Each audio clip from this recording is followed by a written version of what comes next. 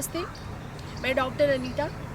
आज हम लोग बात करेंगे जॉइंट्स पेन क्यों होता है और कैसे आजकल बिल्कुल आम हो गया है। 30-35 जाते जाते महिलाओं को भी और पुरुषों को भी बहुत जल्दी जॉइंट्स पेन हो जा रहा है, या तो फिर कार्टिलेज ड्राई हो जा रहे हैं, या फिर उनको नी पेन हो रहा है, पैरों में दर्द हो रहा है, पूरे बॉडी में पेन हो रहा है। इसके बारे में हम लोग बात करते हैं कि क्यों होता है ये, और कैसे इसको दूर किया जा सकता है और कैसे ना हो।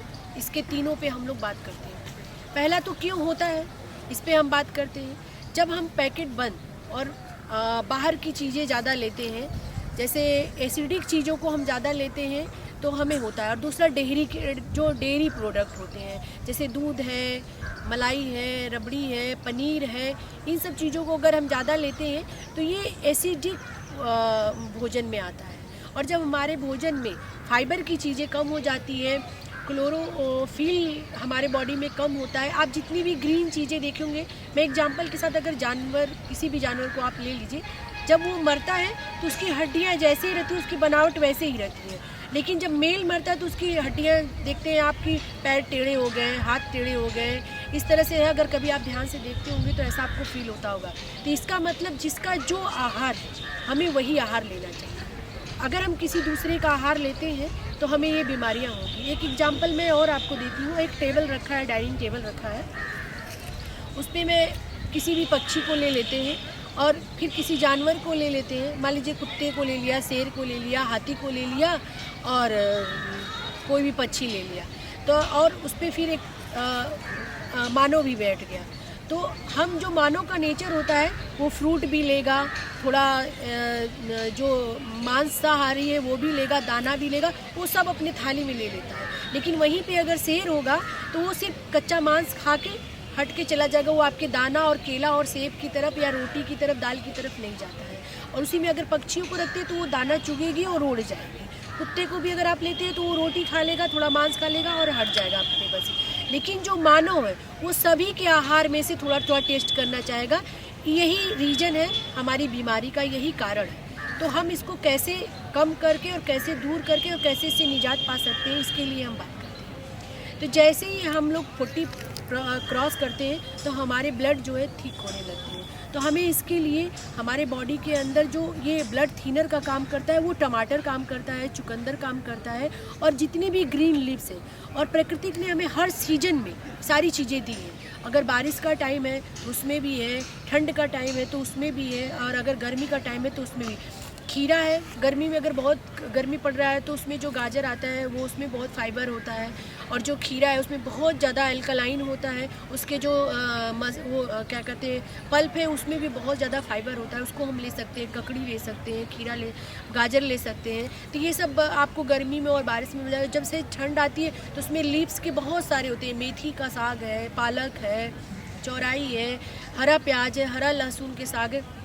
इन सब को भी लेने से हमारी जो बॉडी के अंदर डिफिशेंसी है, जो ब्लड थिनर का काम करती है। और दूसरा, अगर टमाटर बहुत सस्ता मिलता है जाड़े के दिनों में, टमाटर और चुकंदर और पालक का अगर एक गिलास हम डेली जूस लें, हमें किसी प्रकार का कोई और विटामिन मिनरल्स लेने की ज़रूरत नहीं है। और जाड़े में अगर हम डेली अगर 1 घंटा धूप सेकते हैं अगर अपने बॉडी के अंदर, तो विटामिन डी की भी कमी नहीं होगी। और किसी प्रकार का बोन जो प्रॉब्लम जहाँ पे दर्द कर रहा है, जब हम देखते हैं अगर उसको गर्म सेकाई करते हैं तो हमें आराम मिलता है। इसका मतलब बॉडी कह रहा है कि वहाँ पे सेकाई की ज़रूरत है।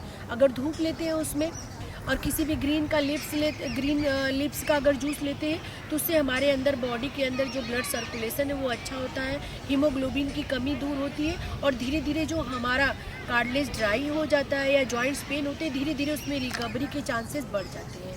और 6 महीना अगर आप ऐसा कंटिन्यू करते हैं, मैं पूरी गारंटी के साथ कहती हूँ कि आपको जॉइंट्स पेन नहीं होंगे। और आपका जो कार्टिलेज नी रिप्लेसमेंट की जो बात हो रही है और कार्टिलेज ड्राई हो रहा है, ये 100% अपने आप रिकवरी और अपने आप हील करने लगता है। और नहीं तो हम लोग हमारे नेचुरोपैथी में गर्म और ठंडा की सेकाई होती है, वहाँ पे जाके जानू बस्ती किया जाता है, उससे भी आराम हो जाता है। पूरे बॉडी के जो पॉइंट्स होते हैं उसका मसाज होता है। अगर हफ्ते में एक दिन अगर वो मसाज हम लेते हैं तो उससे भी ये डिफिशेंसी दूर की जा सकती है। और डाइट में कितना फाइबर, कितना प्रोटीन, कितना मिनरल्स लेना चाहिए, ये भी प्राकृतिक चिकित्सा के माध्यम से आपको डाइट के रूप में वो चार्ट अवेलेबल कराया जाता है। इससे भी आप दूर हो बीमारी से इसके निजात पा सकते हैं। और बच्चों में अगर हम पहले से ही अगर आदत डालते हैं, ग्रीन सब्जी अगर बच्चे नहीं खाते हैं तो अगर उसको हम आटे में गूँथ कर दे देते हैं तो भी इससे बहुत सारी कमियों को दूर किया जा सकता है।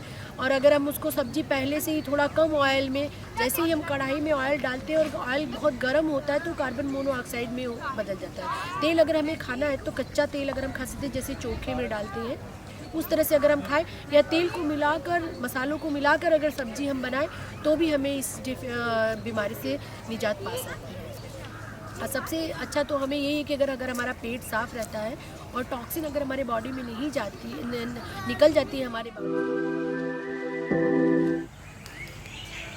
सारी बीमारियों का जड़ हमारा पेट ही है। हमारा जो पेट होता है वो हमारा पावर हाउस होता है। पावर हाउस ही सारी एनर्जी को सप्लाई करता है। जहाँ पे पावर हाउस का मतलब वहीं पे जाके जितने भी एनर्जी होती है वो स्टोर किया जाता है, फिर वो एनर्जी वहाँ से कंट्रीब्यूट किया जाता है सभी ऑर्गन को। तो अगर हमारा पेट सही है तो हमें कोई बीमारी नहीं है, और अगर फिर कोई बीमारी नहीं होगी तो हम अपना जो जीवन है उसको अच्छे से जी सकते हैं। जो हमारा काम है, जो हमारा टारगेट है, उसको अच्छे से अचीव किया जा सकता है। तो मैं बस यही लोगों से कहूँगी कि आप लोग नेचुरोपैथी को अपनाइए और स्वस्थ रहिए और स्वस्थ समाज का निर्माण करिए, और लोगों को भी अवेयर करिए कि वो लोग भी स्वस्थ रहें। और अगर आप लोगों को और अगर जानकारी की ज़रूरत हो तो आप हमारे यूट्यूब चैनल गार्गी नेचुरोपैथी पे भी सब्सक्राइब करके उससे और भी जानकारी ले सकते हैं। आपके कोई सवाल हो, आपकी कोई क्यूरियोसिटी हो और किसी भी बीमारी के बारे में, तो उसमें भी आप सवाल करके उससे जानकारी ले सकते हैं। और अगर अच्छा लगे आप लोग को तो लाइक और शेयर भी करें। इसी के साथ आप सभी लोगों का धन्यवाद। फिर हम मिलते हैं अगली बीमारी और अगली वीडियो में।